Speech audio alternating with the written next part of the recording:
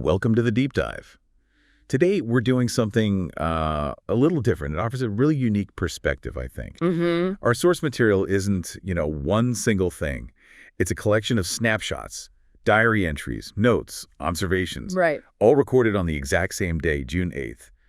But across loads of different years. We're talking over a century here. Yeah, it's like having this very specific window that just opens up once a year onto the world, or at least onto this person's world and reflection. Totally. And the range is pretty wide. You've got historical trials, political commentary, really deep thoughts on creativity, tech shifts, brain science, and just, everyday life stuff, too. It creates this amazing mosaic of time. So our mission today is to kind of unpack these recurring June 8ths. See what jumps out. Exactly. Pull out the key insights, the connections that pop up when you look at things through this, peculiar annual lens. What themes, what changes, or maybe what stays the same. Okay, let's get into it. Right. So, section 1.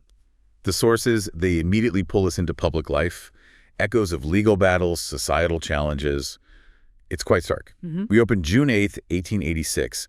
We're dropped right into day 35 of the Haymarket trial. Wow, okay. Yeah, and the entry note, the defense lawyers are really pressing the police about provocation. The defendants are jailed, obviously. But the key observation is that the conditions, the underlying issues that led to Haymarket, they're still there. They persist. And what's really fascinating, what jumps out, is how the source itself, way later, June 8th, 2010, draws this direct line.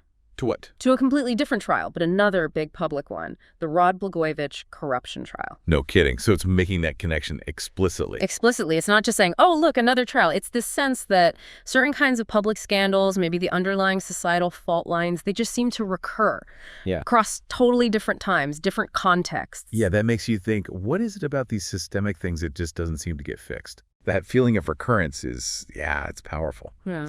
Okay, so shifting from courts to politics. June 8th, 2004, election year. Right.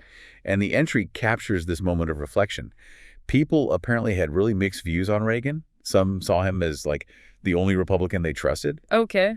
But at the same time, they really disliked George W. Bush's policies, even though, as the source points out pretty bluntly, Bush was basically a Reaganite. Policy-wise, very similar. So there's this disconnect between how people feel about a leader, maybe nostalgia, and the actual policies. Seems like it. It really highlights how perception can diverge from, the ideological reality, how feelings can maybe cloud the assessment of policy. Yeah, that's interesting. And it leads into some much heavier societal stuff the source picks up on. June 8th, 2022. The entry is very direct about the Uvalde testimony. It calls it galvanizing. And the source just lays out the opposing views on gun control. Doesn't take a side. It presents them, neutrally. The argument for having more guns as a deterrent, kind of chillingly compared to nuclear weapons, mutually assured destruction, versus the call to fundamentally change things, rebuild trust, community. And it poses that really stark question, is that the country we want to live in? No answer given, just the tension. Exactly. It's presenting this raw societal conflict observed on that specific June 8th. And then, interestingly, the entry connects this straight to technology. How so? Well, the same June 8th, 2022 observation links social media to mass shootings. But it immediately says, hey, this isn't new. Right, I remember that bit. It traces it back to Columbine in 2001 and how the internet's anonymity could help in planning. So the tools change internet then, social media now, but the potential for, coordination or radicalization, it just finds a new home. Pretty much. And there's this fear expressed, what if something like the metaverse really takes off? Could we see similar dynamics, maybe even worse? And the source lands on that, pretty blunt idea about human ape wiring. Yeah, that basic human nature, maybe our tribal instincts or aggression, is the constant issue, and tech just gives it new ways to play out. It's a bit bleak. No matter the year, June 8th seems to reveal these enduring human flaws, just expressed through whatever tools are current. Yeah, mediated by the tech of the time. It's a recurring theme. Okay, so we've got history echoing these persistent societal issues. Let's shift gears a bit.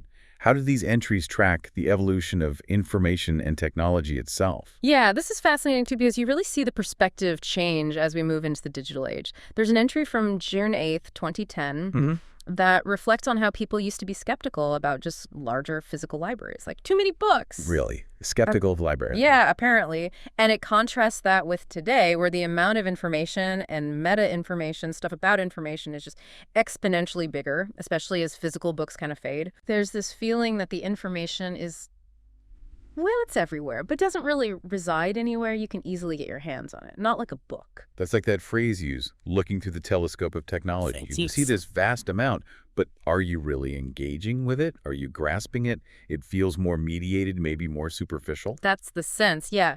And scattered through the years, you get these little glimpses of early tech ideas, like June 8th, 2000, an idea for a simple barcode reader. Okay. Linked to a personal organizer, specifically just to remember movies you hear about and want to see later. Huh. That's interesting because flash forward to June 8th, 2024, and the entry revisits that kind of idea. Oh, yeah? It connects the concept of a condensed movie or just remembering a short bit of content directly to modern shorts, like YouTube Shorts or TikTok. Ah, okay. And it even mentions the Brian Eno documentary, structured like a shuffled playlist of shorts. So that little 2000 idea finds its form decades later. That's cool. Shows how ideas percolate. And you also get these great little time capsules, like remembering the Windows 98 log-off message from June 8th, 1998. Oh, what was it? It is now unsafe to turn on your computer. Oh my God, I totally forgot about that. Wow. Seems so quaint now. Doesn't it? Uh, But, that underlying tech anxiety, it just takes new forms. Which leads into the June 8th, 2021 entry. What's that one about? It talks about the routine nature of tech advancement, this constant push for faster, better get to Mars, whatever.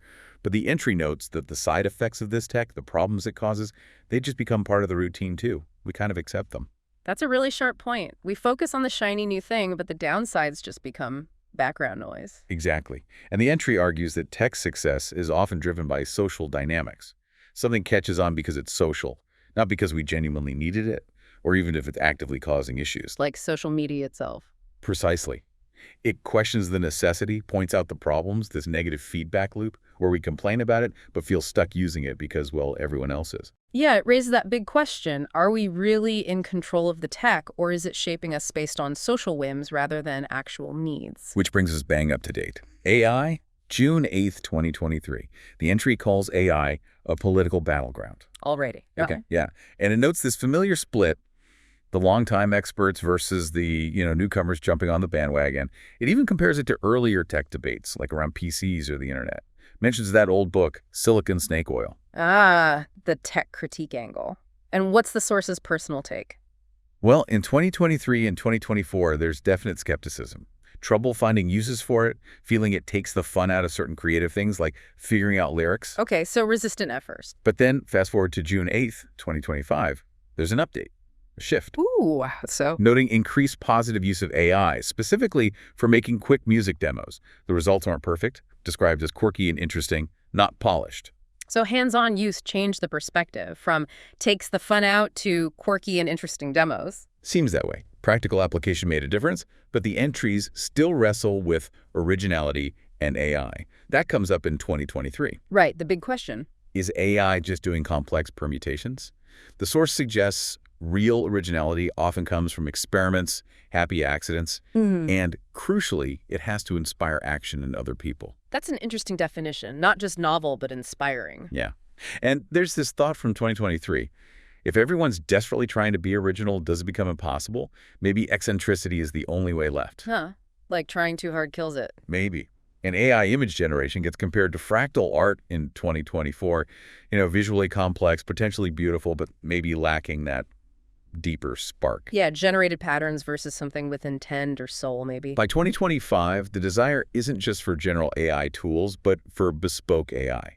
Tailored stuff, like AI that could help design your own website code specifically, and Google Notebook LM, get to mention it's maybe a step that way. Custom AI assistants, almost. Kind of. And this whole AI originality remix thing, it gets linked back to an idea mentioned way back on June 8th, 1998, and again in 2024. What's that? Referencing Ross Douthat's idea about remix culture being a sign of decadence.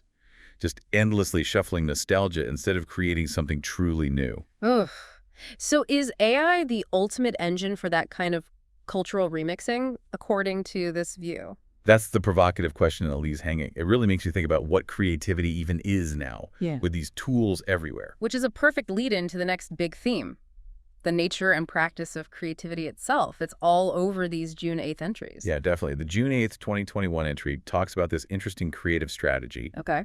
having a kind of stockpile of ideas ready for when you hit those system disruptions, creative blocks, basically. Oh, like emergency ideas. Yeah. But combining that with a just-in-time approach, creating spontaneously, too. Yeah. And the source notes, they've been cataloging ideas like this for decades, so it's this mix of planning and improvisation. Preparation meets opportunity. I like that. Then there's a specific method described on June 8th, 2018, a heuristic for working. What's the rule? Try to work on 3 things at once: music, art, writing, unless you're on a strict deadline for one. Why 3? The idea is it allows for cross-pollination, different parts of the brain, different energies. It fosters serendipity, unexpected connections between the projects. Keeps things fresh, avoids getting stuck in one mode. Makes sense. And from the same year, 2018, there are these really thoughtful reflections on art, space, physical objects, observing this cultural shift towards art that's more about the experience, the transformation, rather than the object itself. The physical thing becomes just a memento. Right, like conceptual art or performance art. Exactly. And linking this to the popularity of minimalism, how do you create in ways that don't fill up your house with stuff? That's a very practical, modern problem. Totally. And it highlights music as being kind of elegant in that way. It mostly exists in time and performance space, unless you count, piles of CDs or vinyl. True. Less physical clutter. And there's even this relatable bit about the struggle of ordering physical canvases, just the practical hassle, showing how these big ideas bump up against real life. Yeah, the logistics of being an artist. And the entries are full of specific moments of inspiration landing on June 8th over the years. 2021, getting motivated to make music based on a book. Oh, yeah. Which book? Ed Ruscha's Bronson Tropics. Yeah. Inspired by that unique Southern California dingbat architecture, those apartment buildings. Oh, yeah, with the carports underneath and the fancy name. Exactly, trying to capture that airy feeling in synth parts. Yeah. And connecting it to listening to David Lynch's very specific LA weather reports that day. Just a fun, weird mix of inputs. That's wonderfully specific. What else? Well, 2014, working on a piece called California Hallway for a project. 2019, a photography idea involving isolating the Blue Channel in photos of a specific Chicago hot dog stand, Johnny's Beef. Johnny's Beef Blue Channel. Okay. Ideas sparked by dreams, a Picasso studio dream in 2024. And even using the date itself, June 8th, 2024, deciding to compose something in 68 time because it was 68. Huh. Using the constraint. Love it. It shows how inspiration can come from anywhere, really. Highbrow, lowbrow, dreams, dates. Right. And the entries touch on more abstract creative concepts, too, like thinking of the creative process as a labyrinth. How so? You get lost, you find your way out, hopefully. Yeah. And maybe the album artwork acts like a map of that journey. That was 2021. Or just wondering, what does sound look like? Also 2021. Visualizing sound. And observations from an art fair. Old Town Art Fair, June 8th, 2024. Noticing trends, lots of grid patterns, abstract works where your brain starts seeing faces or things. Epiphania, I think it's called. Yeah, finding patterns. And just questioning the subject matter sometimes, like why paint, people slumped on the subway? Yeah. Or loading docks. Interesting choices. The beauty in the mundane, maybe, or just puzzling. And that feeling artists get, being in that slippery place between finished work and stuff that still feels uncertain, Yeah. that's 2024 too. Oh, yeah, that provisional feeling. Very relatable for anyone who makes things. Finally, there are these notes on culture's role in creativity. June 8th, 1998, seeing musicians as curators, creating these amalgams, mixing styles together. Like sampling, remixing. Yeah, but comparing it to the ancient Greeks in Alexandria, bringing together different philosophies and cultures. A historical perspective on mixing. Interesting comparison. And then a really vivid observation from June 8th, 2001, listening to Chelino Sanchez's music. The narco corrido singer. Yeah. The source describes this wild mix, corny Mexican polka music, but with these extreme lyrics about drug dealing. Right, that clash is famous. It highlights that jarring contrast, the upbeat, almost sweet music and the brutal lyrics. And it notes the cultural angle, too, how narcos were sometimes seen as heroes, succeeding against the odds, even in the U.S. context, as a whole other layer. Wow, yeah. Music reflecting complex social realities. And one more, June 8th, 2021. Re-listening to Peter Gabriel's Last Temptation of Christ soundtrack. Okay, great soundtrack. Leads to a critique of world music. specifically the Rumad Festival idea, a concern that maybe sometimes it just skims the surface, takes the cool sounds, but ignores the political or cultural turmoil underneath. Commodifying culture without engaging deeply. That's a common critique. Yeah. So these June 8ths give this really layered view of creativity, the process, the sparks, the materials, the cultural context. It's rich stuff. Absolutely. Which flows really nicely into the next thread. Insights about the mind, the brain, perception itself. Another recurring theme. Definitely. And this really kicks into high gear around June 8th, 2022. It seems triggered by reading or listening to Ian McGilchrist. Ah, the master and his emissary? The left brain, right brain stuff, but much more nuanced than the pop version. Exactly. And the source starts applying his ideas, thinking about art's role through that lens. Like how? Well, maybe art helps reactivate the right brain. The hemisphere McGilchrist links to holistic understanding, the bigger picture, creativity. Okay. For someone maybe already more right-brained, art could be about focusing intentions better, like countering the scattered feeling you get from social media. Or maybe it's just about creativity for joy, pure expression. Or the flip side. Art as activism, Sure. creating new aesthetics to actually change how people see the world, like the constructivists or futurists tried to do. Using art to rewire perception, essentially. Yeah, and applying this brain theory to playing music is really interesting. How does that work? The entry describes performing, or overdubbing, as this constant loop of listening and reacting, and connects it directly to McGilchrist. The left brain focuses on the details, this specific note, the rhythm, the prey, as McGilchrist puts it. But the right brain gets the overall flow, the gestalt, the feeling. So good performance needs both working together. That's the idea. Balancing that detailed focus with the big picture awareness, and doing that well, especially in a group where everyone's trying to sync up, that takes real skill and practice. It's a cool cognitive model for what musicians actually do. Did it get into specific musical elements? Yeah, it wrestles with rhythm. Is rhythm left or right brain? Good question. The feeling of flow, being in the groove, that feels very right brain. But the practice, the precision, the counting, the linear aspect, that seems left brain. Yeah, I can see that tension. And the source wonders if maybe Western music's heavy focus on precise pitch and harmony, very left brain, perhaps sometimes clashes with that right brain sense of rhythmic flow. Whereas music from other cultures might prioritize that flow differently. Interesting thought. Less focus on precise tuning, more on the collective pulse, maybe? Could be. And the idea that playing music well isn't about intense self-monitoring, that left brain critique, but more about surrendering to the right brain's flow. Musicians kind of living between the hemispheres when they play. Navigating that balance. And these brain ideas get applied even more broadly. Initial creative sparks, those first artistic ideas. Seen as coming from the right brain. That's 2022. There's also this observation, maybe a bit controversial, that certain groups, maybe political ones, seem more left brain dominant. Republicans are mentioned, but it says it's seen as a global pattern, not just U.S. Applying the metaphor to political thinking styles. Okay. Needs handling carefully, but I see the thought process. And using the metaphor for big problems like climate change. You need the left brain's focus on data, details, specific actions. Right, the analysis. But you also absolutely need the right brain's ability to see the whole system, the interconnectedness, the big picture impact. Need both. Definitely. Detail and gestalt. Bringing it back to society, the entry links this to trust. It suggests solutions to big issues might lie more in that right hemisphere way of thinking, connection, empathy, seeing the whole. But there's huge skepticism about that. It gets dismissed as woo-woo. yeah, that fuzzy label. Especially the source notes in America. Might be seen as too Euro, maybe elitist. Adds, kind of dryly, that Texan probably wouldn't listen. Okay. So cultural resistance to right brain approaches, perhaps? That's the implication. How a culture's preferred thinking style might block certain kinds of solutions. That ties back, interestingly, to an older entry, June 8th, 2003, about wishful thinking. Oh, yeah. Or seeing what you're intensely focused on. The example given is hunting deer. You start seeing deer shapes everywhere. Confirmation bias, almost. Kind of how our perception gets shaped by expectation, maybe by which hemisphere is running the show at that moment. And there's another perception note from June 8th, 2005, a visual idea. What was it? Filming only shadows, then inverting the image, referencing Hitchcock.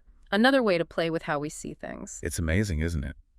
Just by tracking this one date, you end up digging into these fundamental questions about perception, how the mind works, and how that shapes everything. Totally. It's a powerful thread. And, amidst all these big ideas, history, tech, creativity, the entries are also dotted with these little grounding personal moments. Yes, they add so much texture, remind you it's a real person living through these June 8th. Like the weather notes. You get Munich being dreadful in 1995, Huh? hot in 2011, then cold and rainy in 2022, and bizarrely cold and rainy again in 2024. Just these little anchors in time. And the mundane chores, stripping paint in 2003. That sounds tedious. Doesn't it? Or the simple pleasure of a long walk clearing your head. That's 2005. Very relatable. And that specific memory of the power going out right when watching TV in 2000, we've all been there. Exactly. And that lovely, slightly funny memory from 1995. Parents went to a loud concert. Oh, yeah. What was the reaction? The dad's classic understatement. Core. That was loud, boy. Perfect. These little everyday snippets, they just ground everything. They remind you that behind all the analysis and reflection, it's just life happening on June 8th, year after year. The profound and the ordinary, side by side. Makes the whole deep dive feel much more human, much more real. Wow. Okay. That was quite a journey, just following this one date through time. It really was. We saw history echoing those public life challenges repeating in different forms across decades. Yeah. We tracked technology's evolution, the excitement, the overload, the sense that maybe the problems just change shape rather than disappear. And we dove deep into creativity, where ideas come from, how people work, the whole messy, wonderful process, the cultural contexts. And then linking it all to how our minds work, perception, maybe even using brain science like McGilchrist's ideas to understand ourselves and society better. It's these personal observations, but placed side by side across such a long span, they offer this really unique angle on questions that humans have always asked, experiences we all share. Yeah, it doesn't give you easy answers. It's more like a series of prompts making you think. So think about all these threads we pulled on, order versus chaos in society and art, the upsides and downsides of tech and information, that constant tension between focusing on the details and seeing the big picture, like the left brain, right brain balance. Here's a thought to leave you with. How might paying closer attention to the balance in your own life, the balance between different ways of seeing, different ways of thinking, how might that help you navigate the complexities, the information fire hose, the creative blocks you face? Something to maybe mull over. A good question to ponder. Yeah. Until the next deep dive.